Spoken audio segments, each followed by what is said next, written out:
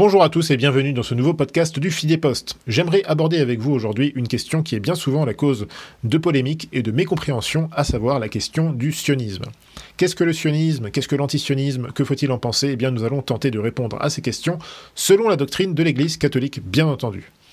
Et cette thématique est particulièrement adaptée en ce jour, puisque la liturgie de ce deuxième dimanche de l'Avent nous offre un magnifique introïte tiré des paroles du saint prophète Ésaïe, et qui nous rappelle que l'Église est le vrai Israël. Nous lisons effectivement dans Ésaïe 30, verset 30, « Peuple de Sion, voici que votre Seigneur viendra pour sauver les nations, et le Seigneur fera entendre la majesté de sa voix pour la joie de votre cœur. » Et en effet, en notre époque troublée, peu de gens savent cette vérité centrale de notre foi, à savoir que nous autres, catholiques, sommes le vrai Israël. Nous sommes le vrai peuple de Sion. Et dans cette époque, les débats en ce qui concerne le sionisme ou l'État d'Israël sont souvent, malheureusement, accaparés par le discours officiel de certains gouvernements occidentaux, par les organisations communautaires juives, mais aussi par les antisionistes non catholiques, ainsi que par certains milieux authentiquement antisémites, il faut le dire, ou du moins incapables d'aborder sérieusement et surtout charitablement ces questions. Et d'ailleurs, si ce sujet vous intéresse, si vous voulez connaître la doctrine du vrai Israël, eh bien n'hésitez pas à aller faire un tour sur la chaîne du Fidéposte, allez voir dans les vidéos de la chaîne et vous retrouverez la vidéo qui s'appelle « L'Église et le vrai Israël » où vous en apprendrez beaucoup plus sur cette question selon les pères de l'Église, selon le magistère, etc., etc. Donc, comme nous le disions, la question sioniste est cause de graves quiproquos et de violentes passions dans l'époque actuelle. Au moment où je rédige cette étude, ce qui remonte à déjà il y a plus d'un an, l'Assemblée nationale française venait de faire voter une résolution assimilant l'antisionisme à l'antisémitisme. Et il est vrai que la question sioniste est aussi problématique, aussi complexe que la question antisioniste, comme nous allons le voir. Mises ensemble, mises l'une à côté de l'autre, eh bien ces deux questions révèlent beaucoup plus de complexité qu'on ne le suppose ordinairement. Dans un second temps, nous allons prouver pourquoi seule la doctrine catholique permet de résoudre aussi bien la question sioniste que la question antisioniste. Et enfin, nous allons conclure en exhortant les Juifs à se convertir au plus vite à la foi catholique, ce qui est la seule manière pour eux de vraiment revenir en Israël. Alors tout d'abord, analysons ce qu'est le sionisme juif. Quand on parle de sionisme à l'époque actuelle, eh bien on entend généralement, communément par là, la doctrine nationaliste juive, religieuse ou séculière, qui promeut le droit à l'établissement, à la défense et au maintien légitime d'un État juif en Terre Sainte. L'Encyclopédie catholique de 1912 définit les sionistes de cette manière, je cite, « Les sionistes sont les adeptes du mouvement visant à constituer le peuple juif en nation et lui donner un foyer national en Palestine ou ailleurs. Le judaïsme orthodoxe professe un sionisme qui professe le retour des Juifs en Palestine, la venue du Messie, la destruction des forces hostiles par ce Messie, la restauration du temple et du culte, et le règne messianique. » Fin de citation. Comme je le disais, cet article de l'Encyclopédie catholique remonte à 1912. Sa description de la nature du sionisme est tout à fait excellente, bien sûr, mais il faut avoir à l'esprit que nous sommes là encore 5 ans avant la déclaration Balfour.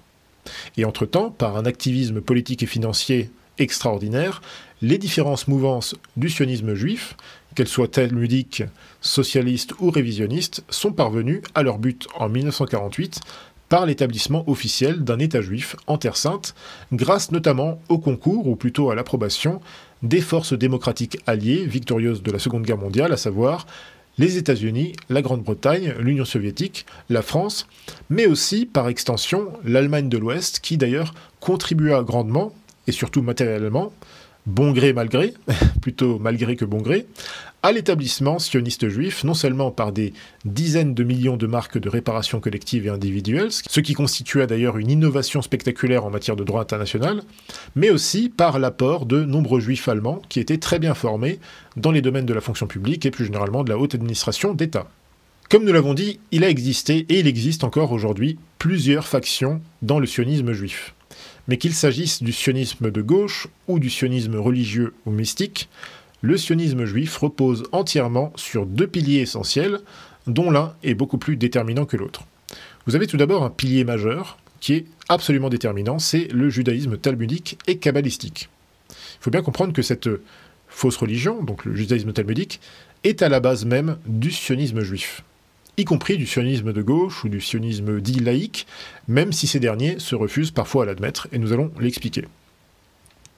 Et puis ensuite, vous avez un pilier mineur, qui en fait dérive évidemment du premier, c'est ce nationalisme révolutionnaire et droit de l'hommiste du XIXe siècle, et toutes ses inspirations ou variations, du laïcisme de Mendelssohn jusqu'au socialisme national de Moses Hess, qui sont tous les deux des fondateurs, ou en tout cas des grandes références du sionisme dit laïque.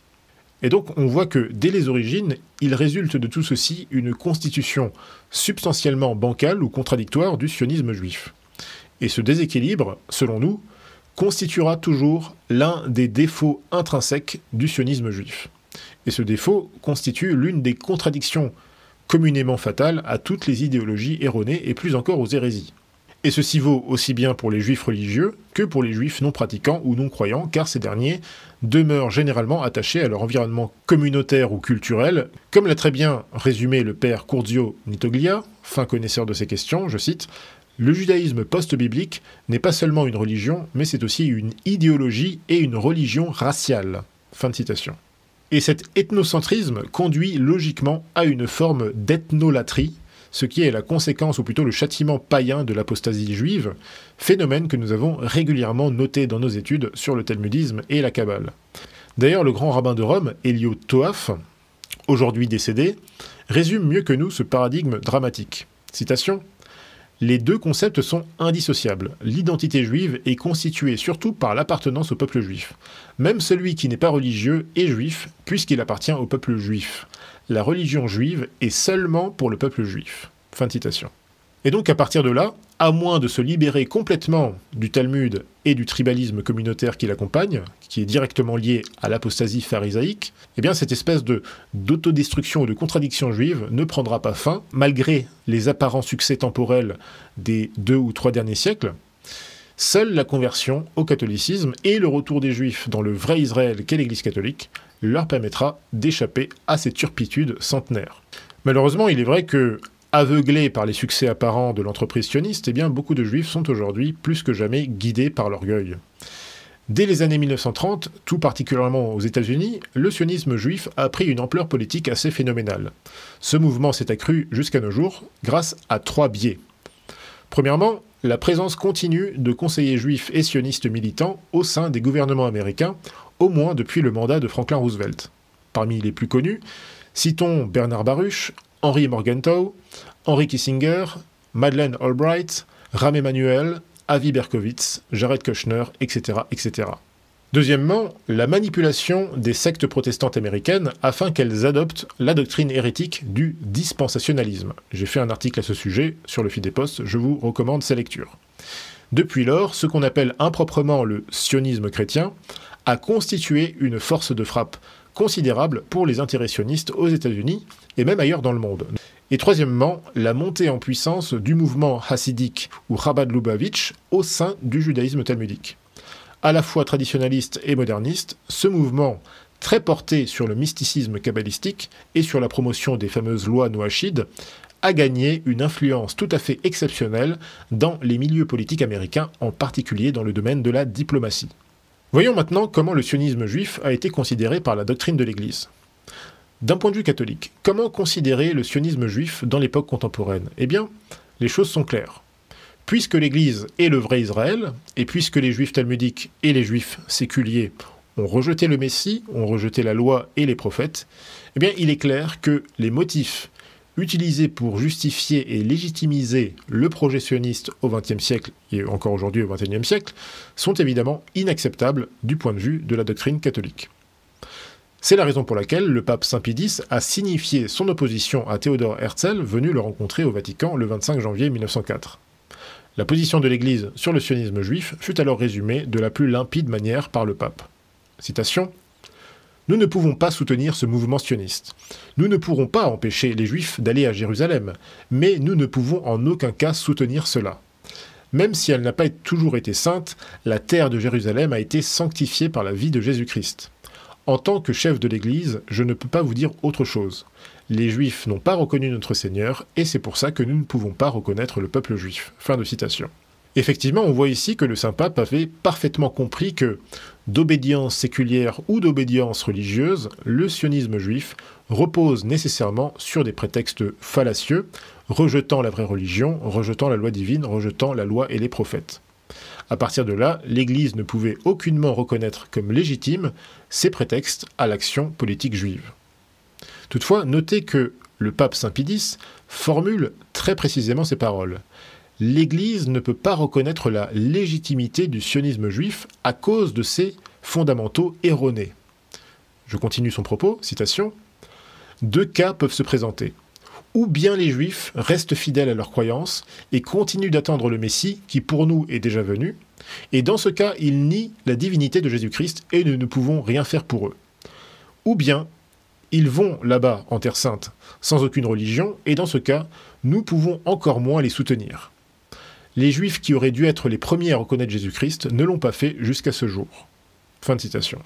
Et c'est d'ailleurs pourquoi le pape Saint Pie X avait également répondu à Théodore Herzl que si les Juifs parvenaient à leur fin auprès des Britanniques, eh bien l'Église enverrait des missionnaires pour exhorter les Juifs à se convertir. Il lui a dit effectivement, citation toujours du pape Saint Pie X, « Donc, si vous allez en Palestine et si vous y installez votre peuple, nous préparerons des églises et des prêtres pour les baptiser tous. » Fin de citation. Car il faut bien voir une chose. Imaginons maintenant que Théodore Herzl ait été le représentant d'un mouvement sioniste, mais de foi catholique, proposant par exemple de mettre en œuvre une vaste opération de lobbying dans le monde entier, afin de forcer le protectorat anglais à faire de la Palestine un foyer catholique, un État d'Israël, mais chrétien. Eh bien, il n'y a pas à douter une seule seconde que le Saint Pontife, après avoir examiné attentivement l'affaire, aurait été certainement très enthousiasmé par cette forme de sionisme catholique, entre guillemets. Donc, finalement, une espèce d'alia, mais réalisée par des juifs convertis au catholicisme, donc en Terre Sainte.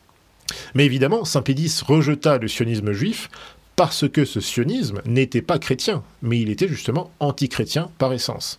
Et c'est d'ailleurs la réponse également que fit le cardinal Méry Delval au même Théodore Herzl en janvier 1904. Citation « Je ne vois pas en quoi nous pourrions prendre la moindre initiative dans cette affaire. Aussi longtemps que les Juifs nient la divinité du Christ, nous ne pouvons certainement pas faire une déclaration en leur faveur. Non pas que nous ayons la moindre haine contre eux. Au contraire, l'Église a toujours fait en sorte de les protéger. Ils sont, à nos yeux, d'indispensables témoins des plans de Dieu sur terre. » Donc ici, le cardinal Méry Delval fait certainement une allusion à cette prophétie bien connue de la conversion des Juifs dans les derniers temps. Mais donc le cardinal Méry Delval continue et nous dit « Mais les Juifs ni la nature divine du Christ. Comment alors pourrions-nous accepter qu'ils entrent en possession de la Terre Sainte sans renoncer à leurs principes les plus essentiels ?» Fin de citation. Alors, malheureusement, qu'est-ce que pouvait faire l'Église face au mouvement sioniste juif et face à l'établissement de l'État d'Israël en 1948 ? Bien, politiquement, pas grand-chose.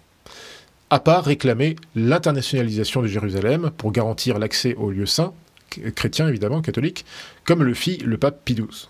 Alors, vous savez très bien ici que depuis l'apostasie des gouvernements d'Occident au XIXe siècle, l'Église était littéralement encerclée de toutes parts, non seulement par des gouvernements maçonniques, ouvertement anticléricaux, voire même communistes ou socialistes, mais elle était aussi encerclée par la menace de l'hérésie moderniste. Et enfin, vous savez qu'il y avait aussi ce complot des loges, bien sûr, décidé depuis le milieu du XIXe siècle, visant à infiltrer la curie romaine pour enfin détruire ou essayer de détruire la seule entité qui finalement menaçait réellement et menace toujours aujourd'hui ce nouvel ordre mondial antichrétien. Évidemment, grâce à Dieu, ils n'y sont toujours pas parvenus, ils n'y arriveront jamais.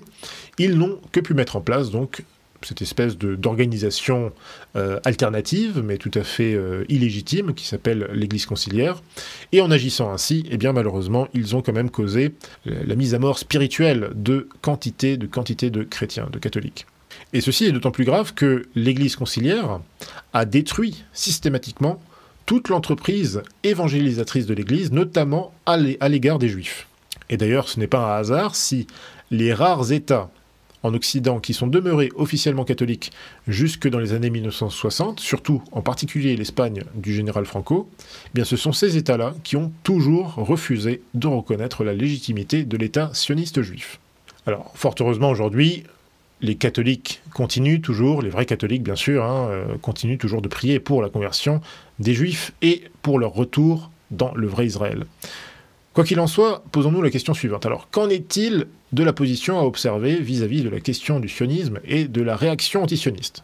Analysons un petit peu les différents types de sionisme et d'antisionisme soi-disant chrétien ou anti-chrétien. Parce qu'on va voir qu'il y a plusieurs tendances, y compris dans le sionisme, mais aussi dans l'antisionisme. Et il faut mettre en garde ceux qui, notamment par manque d'éducation ou à cause de mauvaises influences idéologiques, se disent catholiques ou en tout cas se disent plus ou moins chrétiens, tout en s'abreuvant de théories antisionistes qui ne sont pas catholiques, mais qui sont issues des courants de gauche, des courants nationalistes hétérodoxes, ou même sous influence arabo-musulmane. Car s'il est entendu qu'il existe clairement de nombreux types de sionisme qui sont tous incompatibles avec la foi catholique, eh bien il existe aussi des types d'antisionisme dont il faut se méfier, voire dont il faut carrément se départir.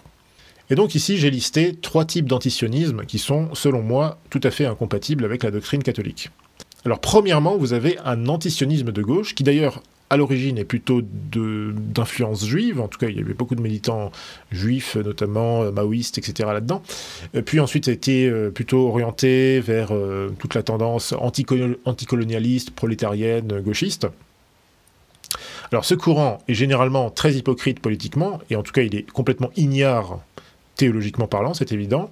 C'est une tendance qui se refuse généralement à admettre que le sionisme juif est nécessairement fondé sur la religion talmudique avant d'être fondé sur un quelconque nationalisme tribal, lequel découle de toute façon de la dimension spirituelle, comme le rabbin Toaf l'a très bien admis tout à l'heure.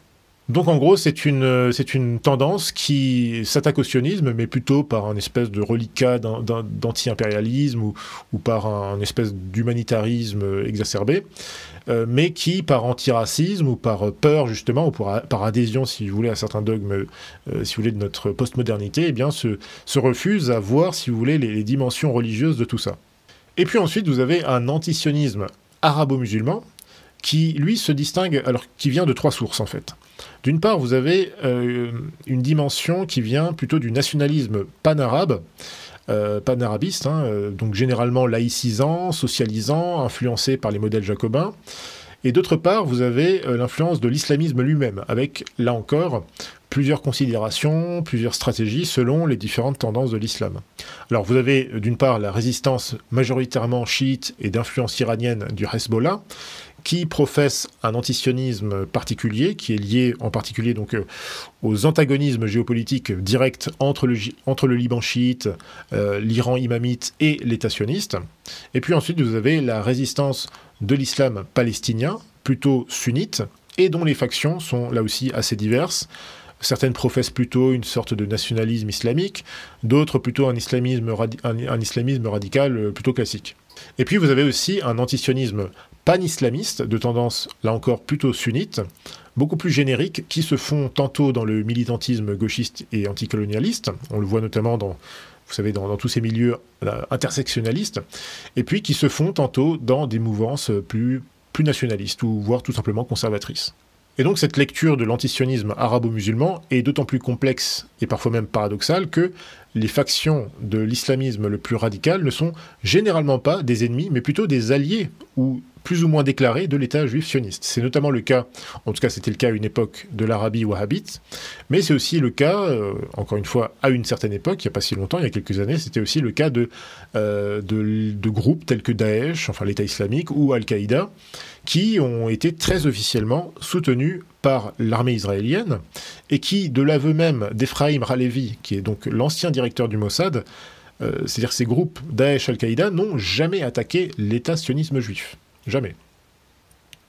Et il existe également, chez certains musulmans, une tendance quiétiste, souvent mystique, qui, tout en critiquant le sionisme juif d'un point de vue géopolitique, eh bien, considère que les juifs talmudiques sont tout à fait en droit d'occuper la Terre Sainte, suivant en cela en fait, l'approche un petit peu coranique, vous savez, des Halal-Kitab et compagnie. Et puis enfin, vous avez une dernière catégorie, donc, qui est un antisionisme occidental, nationaliste et réactionnaire. Cet antisionisme-là est généralement profane, il ne repose aucunement sur la doctrine catholique, mais plutôt sur des traditions idéologiques typiques du patriotisme révolutionnaire, du racialisme aussi, ou encore parfois même du souverainisme laïciste. Alors cette tendance-là réagit généralement, non sans bonne raison, hein, à l'ingérence et à l'influence politique, économique et législative de certains milieux sionistes dans certains États occidentaux, depuis notamment l'émancipation dont les Juifs ont bénéficié à partir de la fin du XVIIIe siècle.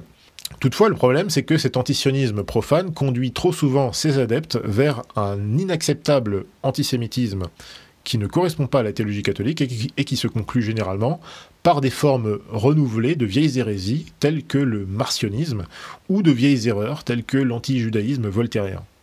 Et de fait, cet antisionisme finit généralement par considérer le catholicisme avec mépris et s'avère incapable de comprendre que le judaïsme talmudique n'a rien à voir avec la vraie religion mosaïque dont nous sommes les seuls héritiers. Et à partir de là découlent non seulement de graves erreurs contre la religion catholique, mais aussi un certain idéalisme qui empêche les partisans de cette tendance à faire preuve du moindre réalisme politique sur cette question. Cette tendance tombe ou bien dans l'outrance et dans l'obsession, donc les fameux judéocentrés, ou bien tombe dans une sorte de relativisme et dans un cynisme inacceptable qui finit paradoxalement par valider toutes les prétentions spirituelles ou territoriales des sionistes juifs. Et ce dernier sentiment explique en partie d'ailleurs la collaboration active qui eut lieu au milieu des années 1930 entre l'Allemagne nationale-socialiste et certaines factions révisionnistes du sionisme juif. Et donc ce type d'antisionisme influence parfois, à tort, certaines individualités, certains individus qui se revendiquent de culture ou de foi chrétienne. Et il existe également un antisionisme protestant fondamentaliste, mais qui doit être distingué de ce courant, puisque cet antisionisme protestant fondamentaliste reconnaît effectivement, comme les catholiques, que les juifs talmudiques ne suivent pas la vraie religion de l'Ancien Testament. Donc c'est une tendance chez les protestants, notamment américains, qui est plutôt minoritaire, mais qui existe quand même, qui existe bel et bien.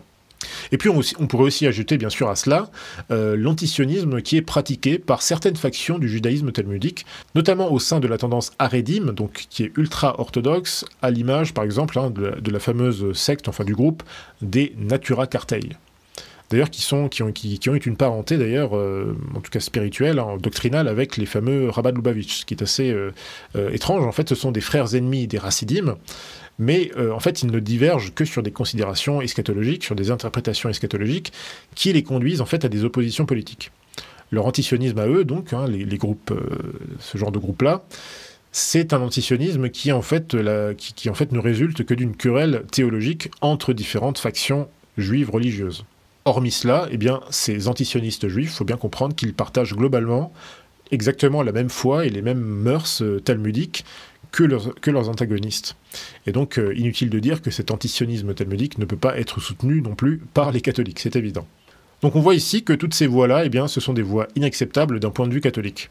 Non pas que les auteurs ou les militants de ces mouvances ne peuvent pas faire parfois preuve d'analyse pertinente et même d'action pertinente, ça ne veut pas dire ça, mais par exemple ils peuvent être tout à fait pertinents sur certains points strictement politiques ou historiques, mais l'esprit général est souvent totalement erroné et étranger à la saine vision catholique de la question, qui est la seule analyse possible et véritable par ailleurs sur le plan spirituel et temporel sur la question du sionisme. Donc maintenant il faut également mettre en garde contre trois types de sionisme, soi-disant chrétiens, soi-disant conservateurs, qui sont également des problèmes d'un point de vue doctrinal. Alors premièrement, il y a ce sionisme pseudo-chrétien d'origine protestante. Et à la base de cette mouvance se trouve la fameuse hérésie dispensationaliste, dont je vous parlais tout à l'heure, qui est également qualifiée de dispensationalisme pré-millénariste. À la base, ça a été théorisé par John Nelson Darby. C'est une doctrine qui affirme que les juifs talmudiques sont dispensés de croire en Jésus-Christ, ils sont dispensés d'accepter ses enseignements, en raison, en quelque sorte, d'une espèce d'élection raciale irrévocable. Ils ont été élus un jour, parce que c'est la race élue, etc. Donc, puisque, forcément, il reste aujourd'hui, pour certains d'entre eux, pour beaucoup d'entre eux, il reste les descendants, si vous voulez, des anciens judéens, même si, bon, il y a beaucoup de questions à ce niveau-là, mais voilà, c'est ce que considèrent en tout cas ces protestants-là, et bien du coup, voilà, l'ancienne alliance est toujours valide. Et donc je vous renvoie effectivement à l'article que j'avais fait à ce sujet il y a quelques années. Et ce dispensationalisme protestant a été particulièrement réactivé et diffusé au début du XXe siècle. Son principal promoteur, c'était le fameux Cyrus Scofield, qui était en fait à la base un escroc, littéralement un escroc, hein, qui, après quelques démêlés judiciaires, eh bien, est devenu pasteur. Bon, c'est assez courant aux États-Unis. Hein, bon, ça, c'est un peu si vous voulez, le mix entre l'économie de marché néolibérale et puis voilà, le protestantisme. Hein, n'importe qui peut devenir pasteur, ça rapporte à ce qui paraît. Et donc ce fameux Cyrus Scofield, eh bien, ayant découvert le potentiel financier de la continuelle effervescence des sectes protestantes aux États-Unis, eh bien, il s'est lancé là-dedans, effectivement. Et donc il a été le grand promoteur de l'hérésie dispensationaliste à la base. Donc il n'était pas seulement un escroc sur le plan, je crois qu'il faisait des escroqueries aux assurances ou des choses comme ça. Bon, il était... je ne vais pas faire d'autres commentaires, voilà, il était escroc aux assurances, si je me souviens bien. Voilà, et finalement, il est passé à l'escroquerie théologique. Et ce Scofield, en fait, va être repéré et financé par le très influent militant sioniste et riche avocat d'affaires Samuel Untermyer, lequel était également à l'origine de la fameuse opération de boycott économique contre l'Allemagne nationale-socialiste au début des années 1930 aux États-Unis. Et donc l'objectif de la manœuvre d'Untermeyer était de populariser le sionisme juif auprès du vaste électorat protestant américain conservateur. Et donc en gros, ce qu'ils ont fait, c'est qu'ils ont mis en place tout simplement une Bible trafiquée, qui était bardée de commentaires qui, effectivement, allaient tous dans le sens de cette fausse doctrine, donc du dispensationalisme. Et puis, ils ont diffusé cette fausse Bible. C'est ce qu'on appelle la fameuse Bible Scofield, qui est d'ailleurs encore aujourd'hui utilisée par de nombreuses différentes tendances du protestantisme américain, notamment évangélique, pentecôtiste, etc. Et il faut dire que plusieurs décennies plus tard, eh bien, l'opération demeure un succès durable, hein, et les gourous téléévangélistes, eh bien, en tout cas surtout pendant toute l'ère Reagan, Bush, Trump, un petit peu moins Trump, mais surtout pendant l'ère Bush, vraiment, tous les grands gourous téléévangélistes eh bien, chantaient les louanges d'Israël, du sionisme juif, à des millions et des millions de téléspectateurs, qui sont aussi des donateurs, des donateurs et des électeurs, particulièrement utile au Parti républicain, le Parti démocrate faisant plutôt appel au sionisme gauchiste et libéral. Et ceci est sans compter bien sûr les quelques centaines de millions de dollars que le gouvernement américain octroie chaque année depuis assez longtemps maintenant à l'État d'Israël, ce qui d'ailleurs déplaît de plus en plus à la faction, l'aile la plus nationaliste, si vous voulez, du Parti républicain. Quoi qu'il en soit, il va sans dire que le dispensationalisme protestant est une hérésie absolue, doublée d'une escroquerie politique. Et il est à noter que depuis quelques années, certains pasteurs protestants ont radicalement rejeté cette doctrine et se sont engagés dans une critique acerbe de l'influence sioniste aux États-Unis. C'est le cas notamment du pasteur Chuck Baldwin. Autre tendance problématique donc du sionisme soi-disant chrétien ou soi-disant conservateur, eh bien c'est tout simplement le sionisme politique pseudo-conservateur. Alors, ce sionisme conservateur, ou plutôt néo-conservateur, s'adresse surtout à un électorat réputé de centre-droit, parfois de gauche, ce que j'appelle moi la gauche post-républicaine, hein, du genre Elisabeth Lévy, Finkielkraut, tout ça. Mais c'est un type de sionisme qui touche également depuis plusieurs décennies un public de droite nationale. Et ce courant-là se fonde sur des prétextes d'intérêt et de culture commune, soi-disant, entre l'Occident post-révolutionnaire et la judaïté sioniste. Donc c'est le fameux judéo-christianisme, qui serait donc aux fondations de nos valeurs civilisationnelles. Donc selon ces mouvances, et donc selon cette mouvance, eh bien, l'accent doit être mis sur un prétendu fond civilisationnel commun, ou encore pire, un prétendu fond spirituel et philosophique commun, donc entre l'Occident et le monde talmudique. Et donc dans un premier cas, on va présenter l'État sioniste juif comme étant le rempart de l'Occident et de la démocratie au Moyen-Orient, donc face à la barbarie islamique, etc., etc. Et dans le second cas, eh bien, on va appuyer sur les fameuses valeurs communes, hein, la communauté entre les valeurs laïques et les valeurs judéo-chrétiennes. Donc là encore, vous voyez à quel point il est important dans notre discours politique de bien distinguer le référentiel auquel on fait appel lorsqu'on parle d'Occident. Donc d'une manière générale, ce courant est essentiellement politique, bien qu'il fasse parfois appel à des ressorts spirituels en Amérique, un peu plus rarement en Europe quand même. Alors ce courant-là prend essentiellement appui sur l'influence progressive des partis de droite et d'extrême droite dans l'État sioniste. Voilà, encore une fois, l'idée que Israël et le rempart de la civilisation occidentale au Moyen-Orient contre un Moyen-Orient barbare, violent, nationaliste, islamiste ou que sais-je. Et aussi avec cette idée qu'il faut prendre modèle sur l'État juif sioniste, qui serait voilà, un modèle en quelque sorte de nationalisme assumé, et aussi même plus encore d'ethno-nationalisme assumé. Et donc, l'apparition de la menace islamiste internationale dans les dernières années de la guerre froide a conduit un certain nombre d'individualités et de partis politiques de droite nationale en Europe à se placer sous la coupe de cette tendance, aussi bien par conviction profonde que par pur opportunisme politicien. Déjà dans les années 1940, la plupart des socialistes et républicains dreyfusards devinrent les plus ardents collaborationnistes, connus sous le nom de néo-socialistes. Et après la Deuxième Guerre mondiale, certains antisémites tels que Lucien Rebatté se mirent à professer une admiration pour le colonialisme et le militarisme impitoyable des sionistes dans les années 1950 et 60. Bien sûr, il y a eu la montée de ce qu'on appelait les néoconservateurs, donc dans les années 60-70. Et puis, dans les années 90-2000, le sionisme juif connut de plus en plus de succès et d'influence dans tous ces milieux conservateurs, néoconservateurs occidentaux, essentiellement composés de personnalités venues de la gauche ou adhérant et diffusant des idées libérales, en particulier par la diffusion du thème du complot Eurabia par la fameuse essayiste juive Gisèle Littmann-Orebi, plus connu sous son pseudonyme Bat Ye'or. Alors, ce courant garde une influence assez considérable aujourd'hui dans la droite libérale conservatrice américaine, avec des figures telles que Yoram Razony, David Horowitz, Pamela Geller, Denis Prager ou encore Ben Shapiro. Et en France, on compte aussi un certain nombre de profils similaires comme Goldnadel ou Meir Habib, pour ne citer que cela.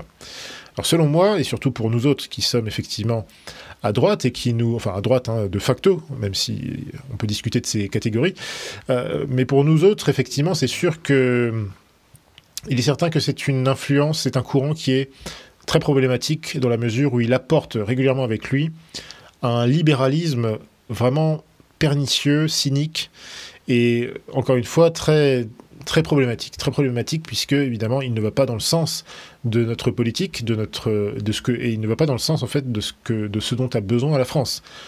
C'est vrai qu'aux États-Unis, vous allez voir des gens dans ces courants-là qui vont plutôt effectivement pousser un libéralisme économique avec quelques valeurs conservatrices, mais certainement uniquement sur des questions sociétales ou fiscales, et encore sociétales de moins en moins.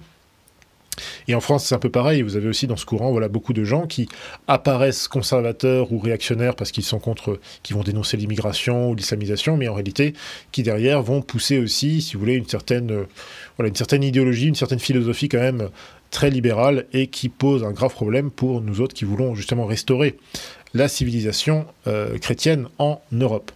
Et puis enfin, vous avez un sionisme pseudo-catholique d'origine moderniste. Et ce courant-là, il est vraiment propre à l'Église conciliaire issue de Vatican II. Et il est largement dû aux enseignements tout à fait hérétiques de Vatican II, notamment depuis la déclaration Nostra Aetate. Donc non seulement ce courant est dû aux enseignements de Vatican II, mais aussi des enseignements des papes, entre guillemets, de l'Église conciliaire. Enseignements qui sont essentiellement les mêmes d'ailleurs, ou en tout cas qui sont inspirés, qui sont directement sourcés dans la fameuse hérésie dispensationaliste protestante. Et ça, je l'ai prouvé justement dans l'étude que j'ai consacrée au sujet du dispensationalisme protestant. C'est clair et net, il n'y a aucun doute là-dessus. C'est exactement la même doctrine, la même hérésie. Et cette hérésie, laquelle est-elle? C'est que les modernistes considèrent en fait que les juifs talmudiques sont toujours le peuple élu. Ils font irrévocablement partie de l'Alliance, malgré leur rejet de la messianité de notre Seigneur Jésus-Christ, malgré leur rejet de la divinité de notre Seigneur Jésus-Christ, malgré leur rejet des prophéties de l'Ancien Testament. Voilà. Malgré tout, les modernistes affirment qu'ils sont toujours le peuple élu. Et les modernistes considèrent les juifs talmudiques comme étant même leurs grands frères dans la foi, et l'Église conciliaire interdit, ou en tout cas de facto elle a interdit, puisqu'elle ne le fait pas, et qu'elle a littéralement mis en place des dispositions pour proscrire tout effort d'évangélisation des Juifs. Car, alors si on suit leur logique, en fait les Juifs n'ont pas besoin de se convertir pour être sauvés, et donc il n'y a pas besoin de les évangéliser. Mais en fait ça va plus loin que ça, c'est que, et si vous écoutez bien alors je ne vais pas faire le détail ici, mais j'ai beaucoup de sources effectivement sur le Fidepost, sur le site du Fidepost, en réalité la logique derrière tout ça, c'est que, comme les conciliaires accusent en fait dans leur doctrine. Qu'est-ce qu'ils accusent quelle est leur accusation dans leur doctrine? Ils accusent en réalité la doctrine de l'Église catholique.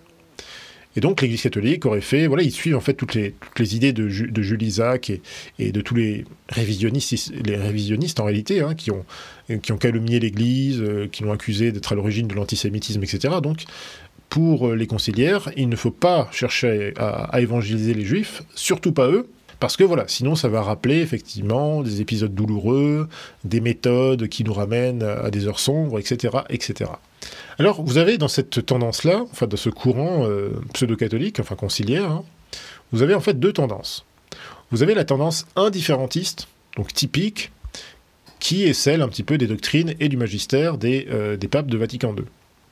Puis vous avez une autre tendance qui est beaucoup plus militante, et du coup plus hérétique, et qui s'est développée, là encore, dans certaines mouvances dites conservatrices ou dites traditionnalistes, proches ou en tout cas en union, ralliées à l'Église conciliaire.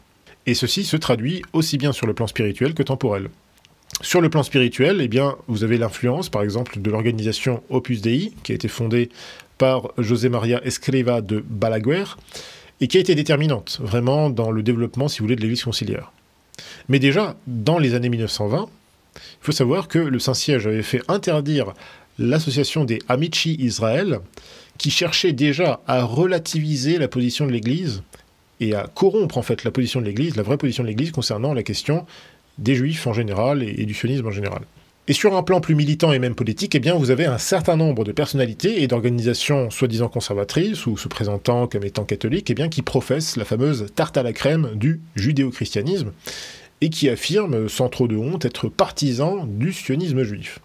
Alors, un exemple parmi tant d'autres, et que je connais bien, c'est celui de Jean-Luc Schaffhauser, donc, qui était un ancien centriste, membre de l'Opus Dei. Eh bien, cet individu, cet homme d'action, qui a rejoint le Rassemblement Bleu Marine à la fin des années 2000, et puis qui a été élu député européen en 2014. En 2014, lors de la campagne pour les municipales de Strasbourg, il déclarait ainsi, donc à rue 89, citation, « Je suis judéo-chrétien, à tous ceux qui critiquent les juifs, j'annonce la couleur, même si ça ne fait pas plaisir, je suis sioniste, je suis un ami d'Israël, seul pays démocratique de cette zone, je me sens d'ailleurs très bien en Terre Sainte, et puis Marie et Joseph étaient juifs. » Fin de citation. On voit qu'il y a beaucoup de confusion en fait dans ce genre de déclaration. Il y a des vérités, bien sûr, évidemment. Marie et Joseph étaient juifs, évidemment. On se sent très bien en Terre Sainte, évidemment. Quelque part, nous sommes effectivement des amis d'Israël, puisque nous sommes le vrai Israël. Mais voilà, là on voit clairement, il nous dit que Israël c'est le seul pays démocratique de cette zone. Bon, voilà, on voit clairement qu'il ne parle pas du même Israël que nous. Et donc il ne parle pas, si vous voulez, du même sionisme que nous. Et donc il va sans dire que ce sionisme pseudo-catholique, sous forme moderno-progressiste ou moderno-conservatrice, eh bien, n'est pas acceptable non plus, puisqu'il reprend fondamentalement l'hérésie protestante dénoncée précédemment, et va donc totalement à l'encontre de l'enseignement évangélique et magistériel. Et donc il doit être rejeté par les catholiques. Donc nous avons résumé ici 3 formes d'antisionisme et 3 formes de sionisme qui ne peuvent en aucune manière être adoptées par les catholiques. Il convient maintenant de déterminer, et même de façon un peu provocante, si les catholiques peuvent affirmer une forme de sionisme ou d'antisionisme particulier. Peut-on observer un sionisme catholique pratique? Vous allez comprendre de quoi je parle.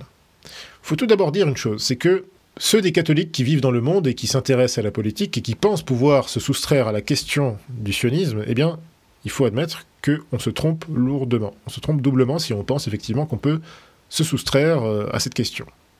Parce qu'il s'agit d'une question majeure, centrale, aussi bien théologiquement que politiquement. Et donc, sous ces deux rapports, eh bien, c'est une question qui nous touche en tant que catholiques, mais aussi en tant que citoyens donc, de nos différents pays occidentaux.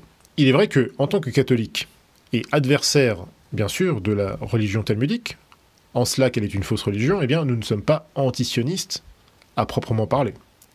Pourquoi? Comme je vous l'ai dit en début d'émission, la vraie Sion, c'est l'Église. Le vrai Israël, c'est l'Église. Et donc, le sionisme juif, oui, le sionisme juif est une imposture, fondée sur les erreurs du Talmud.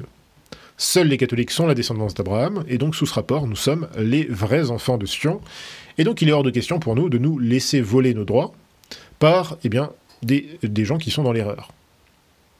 Ce qui est à l'Église appartient à l'Église.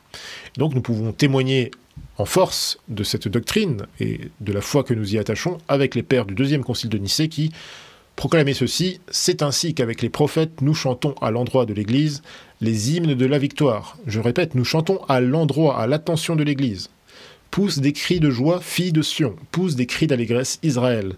Réjouis-toi et triomphe de tout ton cœur, fille de Jérusalem. Yahweh a retiré les jugements portés contre toi, il a détourné ton ennemi. Le roi d'Israël, Yahvé, est au milieu de toi, et tu ne verras plus le malheur. » Donc, ils reprennent notamment Sophonie 3, versets 14 à 15. Donc là encore, on voit, on pourrait rajouter tout ça à la liste, hein, évidemment, de toutes les citations du magistère qui désignent effectivement l'Église comme étant le vrai Israël. Donc pourquoi est-ce que je parlais de sionisme pratique? Tout simplement parce que cette approche pratique permet aussi d'échapper légitimement et de façon intelligente aux législations complètement délirantes que certaines organisations juives, malheureusement, ainsi que les pouvoirs publics ont mises en place en Occident afin de faire taire toute critique à l'égard de l'Israël moderne ou des communautés juives en général. Vous n'êtes pas sans savoir que beaucoup d'antisionistes, notamment ceux qui appartiennent aux catégories de type nationaliste, eh bien, vous n'êtes pas sans savoir qu'ils se font régulièrement condamner par les lobbies communautaires. Et il faut dire que dans l'immense majorité des cas, ce n'est pas pour défendre ces gens d'un point de vue de la doctrine, hein, je veux dire, on n'est pas forcément d'accord avec tout ce qu'ils racontent, tous ces gens-là, mais dans l'immense majorité des cas, il s'agit indubitablement de jugements tout à fait scandaleux, tout à fait iniques et tout à fait infamants. Parce que ce sont des gens qu'on met en prison pour des idées, ma foi, qui ne sont pas moralement condamnables. Mais ce que nous pouvons conseiller à tous ces gens-là, à ce milieu-là, c'est d'adopter tout simplement l'approche catholique de la question sioniste. Pourquoi? Parce que non seulement elle est la seule qui puisse être vraie et pertinente, c'est la seule vraie approche, mais aussi c'est la position sage, la position logique, la position intelligente, prudente, tout en étant radicale. On ne fait aucun compromis sur notre foi, évidemment, à ce sujet-là, on ne fait aucun compromis avec la doctrine, mais notre approche est beaucoup plus logique, prudente, charitable et intelligente. Et pourquoi je dis ça? C'est tout simplement que, en fait, ces lois scélérates ne peuvent absolument rien contre nous autres catholiques.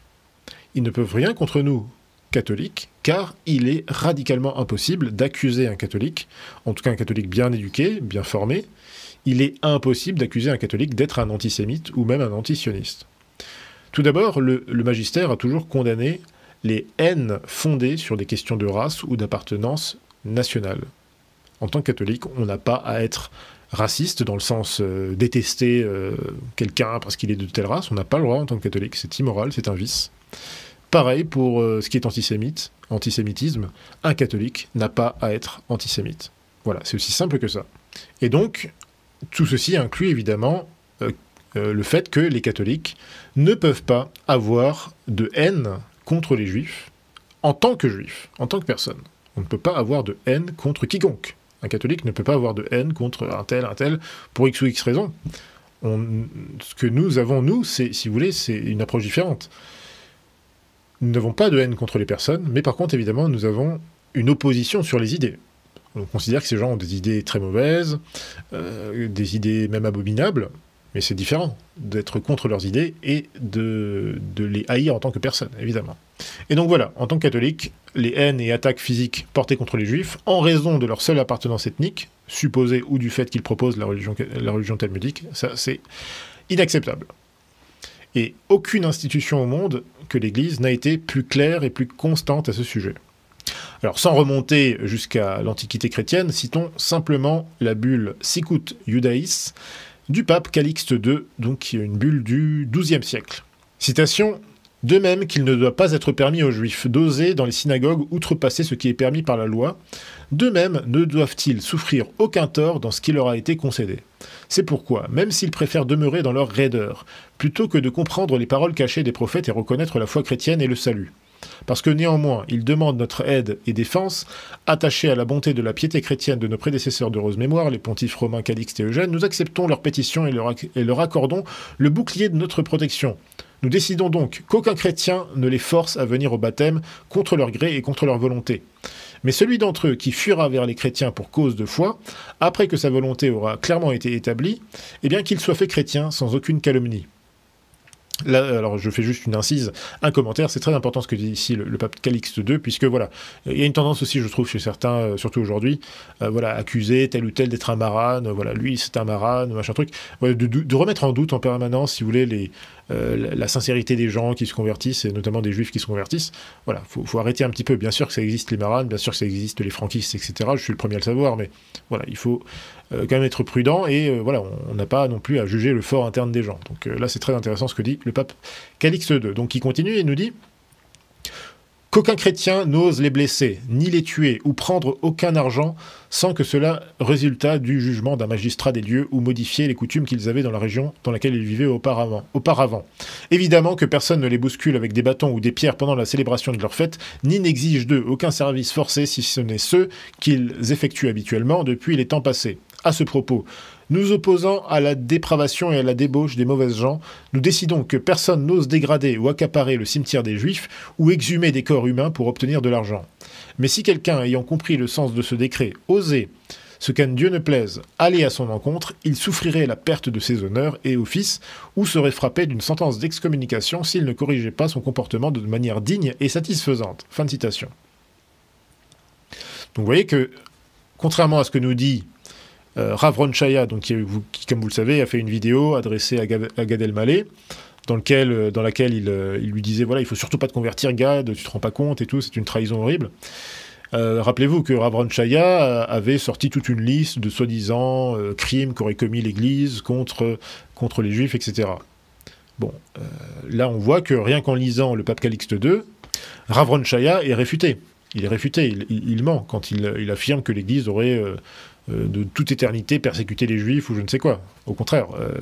Donc notez d'ailleurs que le Talmud est très loin de la charité biblique exprimée par le magistère catholique ici. Hein, quand on regarde le Talmud, dont Rav Ron Chaya est un assidu, eh bien, on voit qu'on n'est pas dans le même rapport, si vous voulez, en termes de charité et de bonté. Donc, malgré tout ça, malgré les horreurs et les blasphèmes du Talmud, eh bien, l'Église catholique, eh bien, oui, a toujours traité les Juifs avec patience et justice. Et dans les temps médiévaux et modernes, d'ailleurs, les Juifs convertis à la foi catholique se sont souvent montrés être les plus pieux et les plus zélés, à l'instar des grands apologistes tels que Nicolas Denain et Johannes Pfefferkorn, ou à l'instar de nombreux grands saints d'ailleurs, hein, qui étaient d'ascendance juive. Et on peut citer d'ailleurs, même plus proche de nous, hein, le père Ratisbonne, ou les deux abbés Lehmann. Donc ça c'est une chose. Mais ensuite, très important, il est impossible, je le répète, il est impossible d'accuser les catholiques d'être antisémites, tout simplement parce que nous autres catholiques, nous sommes spirituellement sémites. Et oui, puisque nous sommes le vrai Israël, eh bien nous sommes donc la vraie descendance d'Abraham, nous sommes les vrais et les seuls élus de la nouvelle et éternelle alliance. D'ailleurs, le pape Pie XI, lors d'une adresse du 6 septembre 1938 à des pèlerins belges, résuma la chose de cette façon, citation, « Remarquez bien que dans la messe catholique, Abraham est notre patriarche et notre père. L'antisémitisme est incompatible avec la haute pensée qu'exprime ce fait. L'antisémitisme est une attitude à laquelle nous autres chrétiens ne pouvons pas prendre part. Non, je vous affirme qu'il est impossible pour un chrétien de prendre part à l'antisémitisme. C'est une chose inadmissible. Par le Christ et en Christ, nous sommes la descendance spirituelle d'Abraham. Spirituellement, nous sommes tous sémites. » Fin de citation. Et on pourrait même poursuivre l'auguste pensée du pape Pie XI et noter que d'une certaine manière, l'anticatholicisme de toutes les sectes, fausses religions et idéologies postmodernes, y compris malheureusement du judaïsme talmudique, en réalité, qu'est-ce que le sommet de l'antisémitisme? C'est l'anticatholicisme. Puisque nous sommes les vrais sémites, les vrais descendants d'Abraham, eh bien en réalité, quand on s'attaque au christianisme, quand on s'attaque au Christ, eh bien il est là le vrai antisémitisme. Eh bien, tandis que le judaïsme talmudique enseigne la haine ontologique du non-juif, qui est à peine considéré comme un humain, eh bien, au contraire, la doctrine catholique enseigne l'amour du prochain et la haine de l'hérésie. Vous voyez cette distinction? On voit que dans certaines religions, on peut haïr les idées, mais on peut aussi légitimement, moralement, haïr les personnes, et donc leur faire du mal. Dans le catholicisme, ça, c'est impossible. On n'a pas le droit de faire du mal, même à notre pire ennemi. On n'a pas le droit de le haïr. Mais on peut, et on a même le devoir de s'opposer à ces fausses idées, et aux conséquences même de ces fausses idées, qu'elles soient dans le champ individuel, ou politique, social, etc., etc.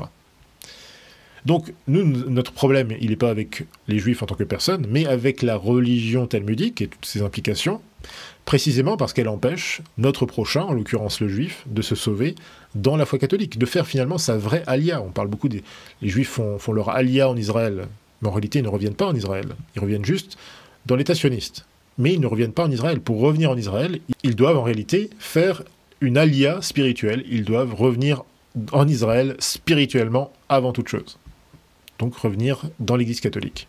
Donc en conclusion, eh bien, nous ne sommes pas, en pratique, nous ne sommes pas des antisionistes. Parce que nous sommes la vraie Sion. Et en revanche, nous nous opposons effectivement au sionisme juif, ou à sa variante protestante, ou aux formes non catholiques d'antisionisme, pour toutes les raisons évoquées, raisons qui sont principalement théologiques avant toute chose, et ensuite, bien sûr, politiques. Mais ce qui nous presse le plus en réalité, c'est bien sûr d'œuvrer à la conversion des Juifs, tout particulièrement dans les temps présents. Maintenant, imaginons que, Dieu le voulant, des Juifs se convertissent par milliers en Terre Sainte. Voici qui serait un retournement de situation prodigieux et providentiel. Et en vérité, si l'on suit l'enseignement de saint Pie X, il n'y a qu'une seule manière pour les Juifs de justifier leur présence actuellement en Terre Sainte, et donc d'échapper aussi au cataclysme futur. Cette solution, c'est celle que je viens de nommer, de dénoncer, c'est qu'ils doivent revenir vraiment en Israël.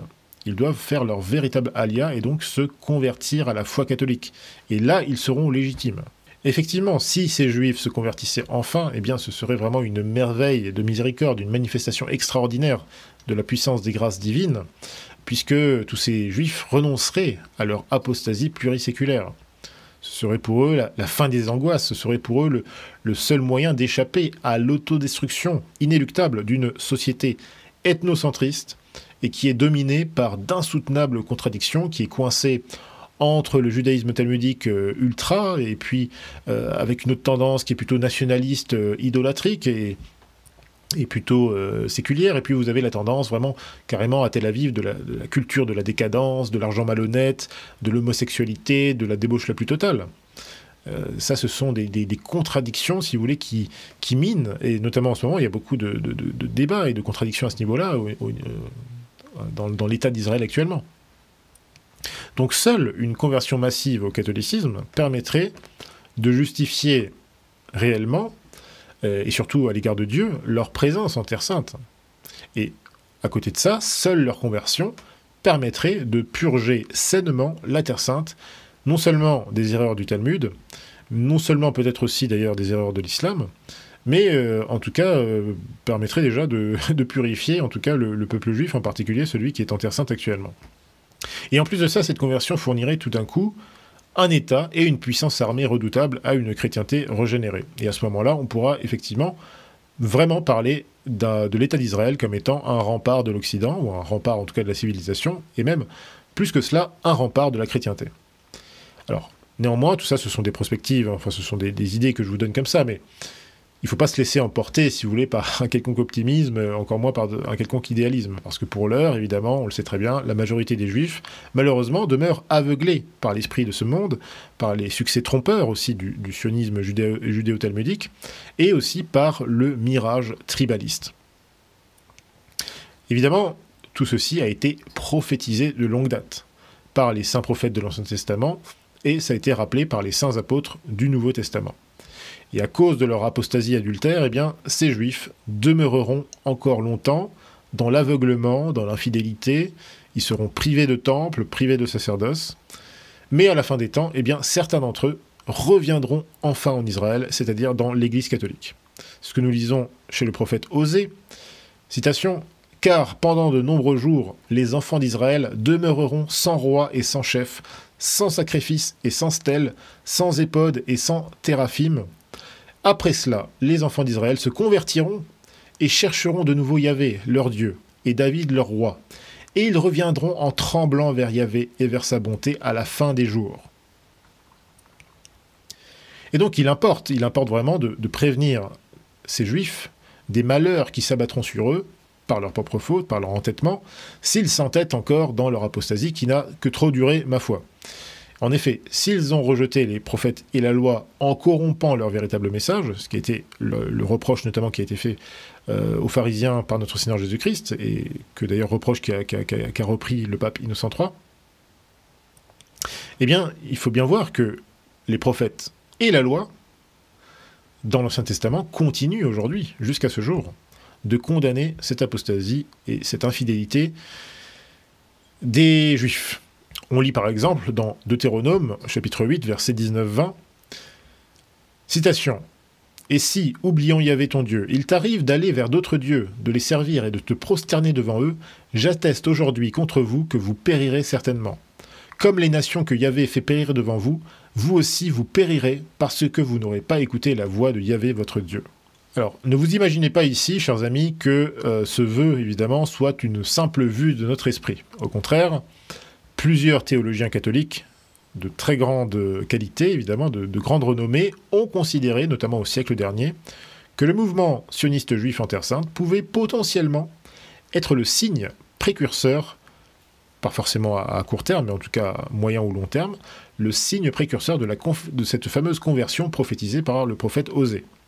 Telle était notamment l'opinion du grand cardinal Biot, mais aussi celle de l'admirable révérend Père Berry dans sa fameuse eschatologique que nous avons donc contribué à traduire en français et que vous retrouverez évidemment, pour ceux que ça intéresse, sur le site de nos amis du collectif Saint-Robert Bellarmin. Donc maintenant, analysons un petit peu cette question du sionisme, d'Israël, du peuple juif, vis-à-vis de toute cette dimension eschatologique. Du temps de Saint Pie X ou même de Pie XII, les théologiens catholiques ne manquèrent pas de relever la nature du sionisme juif et des problèmes géopolitiques qu'il posait, aussi bien en Occident qu'en Orient. Par exemple, voyons l'avis du père Henry Lemans, qui vécut toute sa vie au Levant. Dans son introduction de son fameux ouvrage sur l'islam, il se livre à un rappel de la situation géopolitique dans le monde arabo-musulman. Citation. « En Palestine, le danger sioniste a permis au mouvement arabe de se manifester dans toute sa force.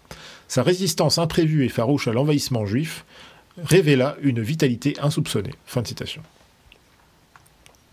Voyons aussi l'avis des jésuites de l'Osservatore Romano, donc qui était l'organe officiel du Vatican, qui eux aussi réagirent vigoureusement dans l'édition du 14 mai 1948 lors de la proclamation de l'établissement de l'État juif en Terre Sainte, en rappelant la substance de la position officielle du Saint-Siège. Donc il disait, citation dans cet article, « L'Israël moderne n'est pas l'héritière de l'Israël biblique. La Terre Sainte et ses lieux saints n'appartiennent qu'au christianisme qui est le véritable Israël. » Et citons enfin, bien sûr, le père Denis Fahy, qui est de glorieuse mémoire et qui est une grande influence, bien sûr, pour nous. Citation. « Le naturalisme ou anti-surnaturalisme juif, à cause de sa lutte pour l'avènement d'un nouvel âge messianique, constitue une double source de corruption et de décadence pour les autres nations. Tout d'abord parce qu'en son opposition à la vie surnaturelle provenant de notre Seigneur, il s'oppose directement à la lumière et à la force, seuls moyens par lesquels la vie humaine, individuelle et nationale peuvent être ordonnées. Ensuite, que le Messie naturaliste à venir soit un individu juif ou qu'il soit la race juive elle-même, il en résulte que les Juifs, en tant que nation, cherchent à imposer leur forme nationale particulière aux autres nations.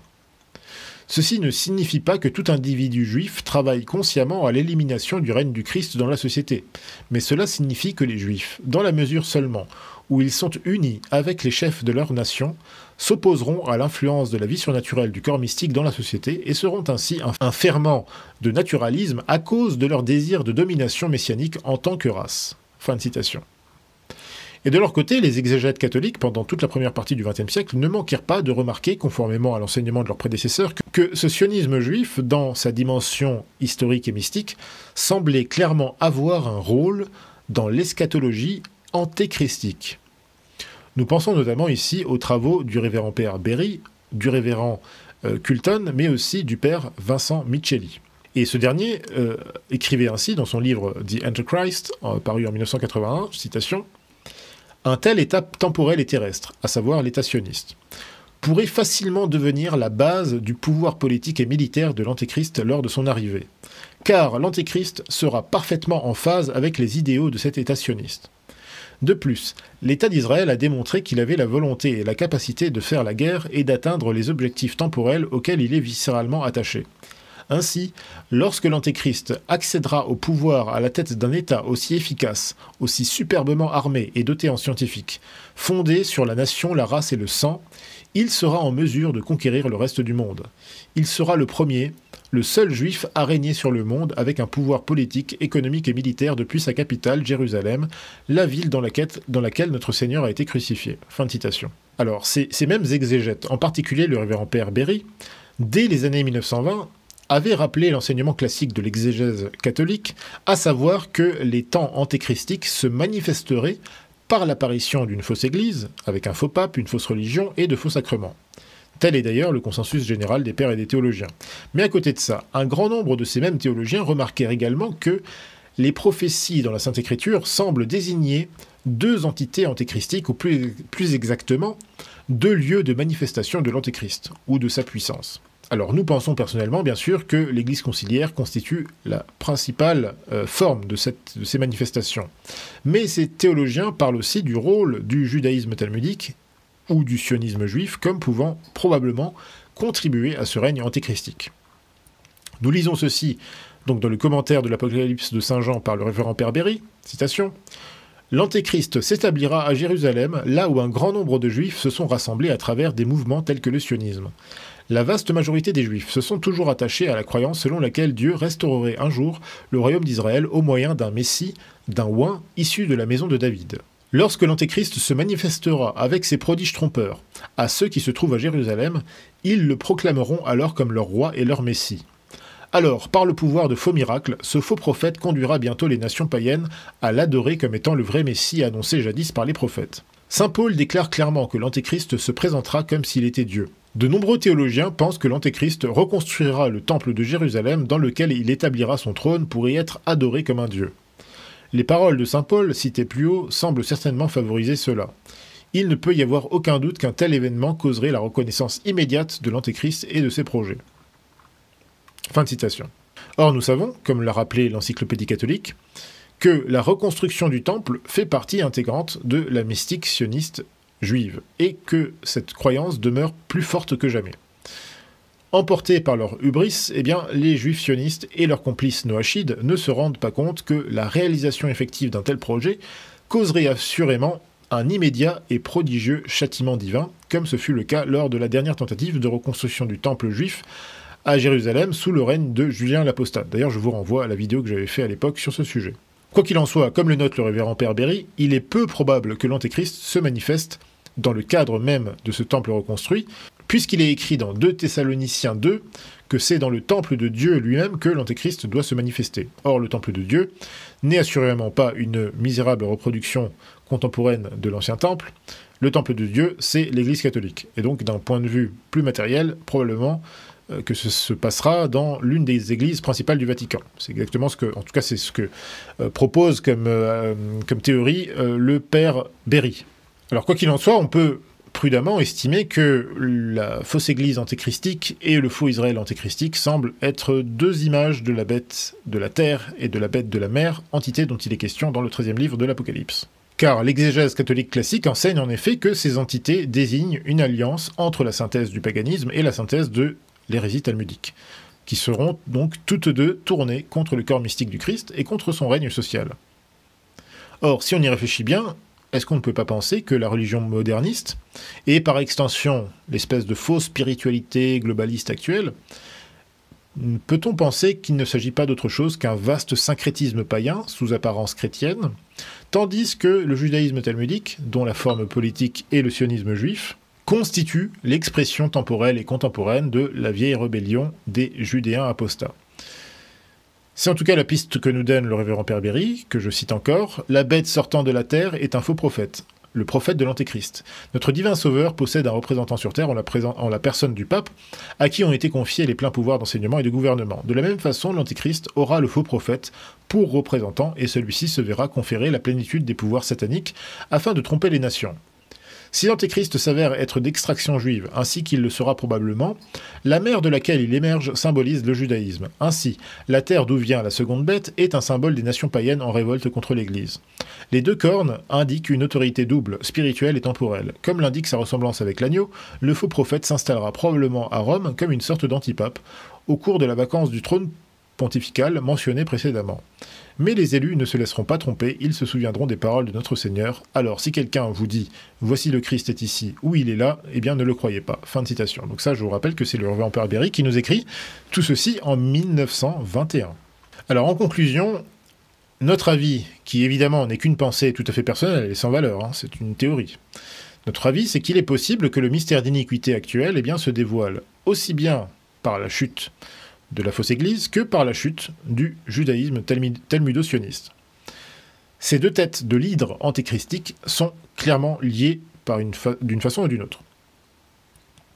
L'exégèse catholique nous parle des deux témoins qui doivent revenir dans les derniers jours. Eh bien, l'un de ces témoins évangélisera la gentilité apostate, tandis que l'autre évangélisera les juifs infidèles. C'est encore ce que nous dit le révérend Père Berry, citation, « Selon toutes les traditions, aussi bien dans l'Ancien que dans le Nouveau Testament, le prophète Élie sera l'un de ces deux témoins.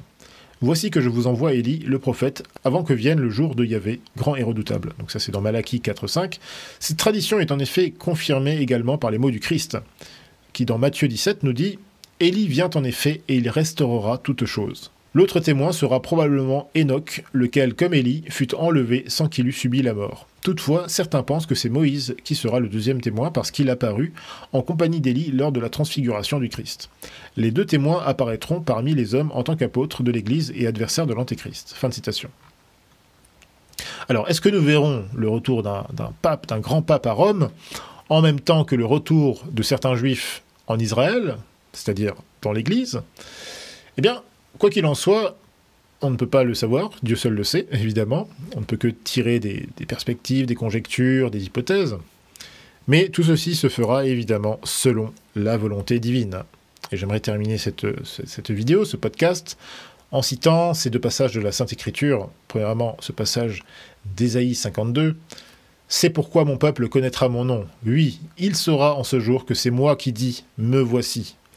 Qu'ils sont beaux sur les montagnes, les pieds du messager qui publie la bonne nouvelle de la paix, de celui qui annonce le bonheur et qui publie le salut, de celui qui dit à Sion, ton Dieu règne. » Et maintenant, ce passage de l'Apocalypse, au chapitre 22. « Et voici que je viens bientôt, et ma rétribution est avec moi pour rendre à chacun selon son œuvre. Je suis l'alpha et l'oméga, le premier et le dernier, le commencement et la fin. Heureux ceux qui lavent leurs robes, afin d'avoir droit à l'arbre de la vie et afin d'entrer dans la ville par les portes. » Fin de citation. Chers amis, que Dieu vous garde, merci d'avoir écouté cette vidéo et à très bientôt sur le Fidéposte. Salut!